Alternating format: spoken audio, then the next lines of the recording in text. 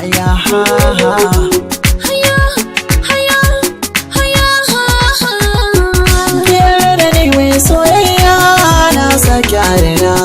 Idan da rabuwa ya auren mu ke ji zancen ƙauna. Kalaman da ka da alheri har ka shiga raina, wurin dukkan wani mai so an nuna masa ƙauna.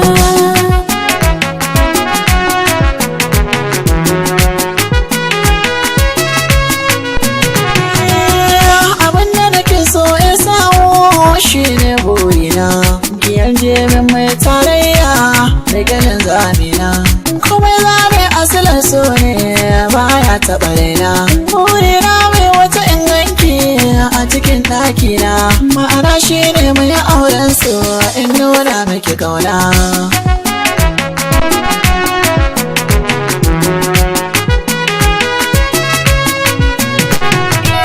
A fagen magana bin lissafi sai an saka soda, 'yan yara kowa ya shaida su ke rike danda.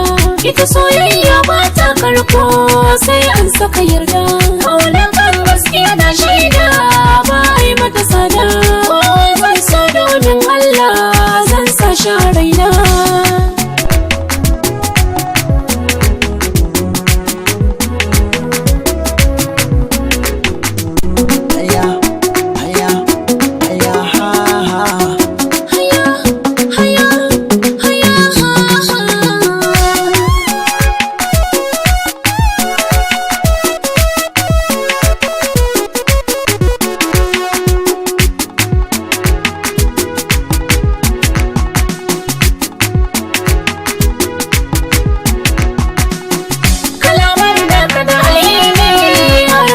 Wurin dukkan wani mai so an nuna masa ƙauna.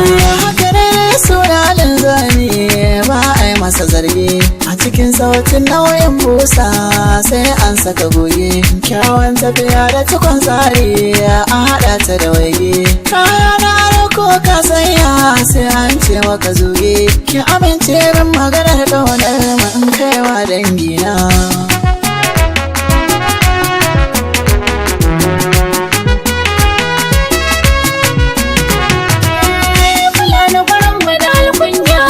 Kalikin sarina na yarje za mu yi soyayya, ka zama angona.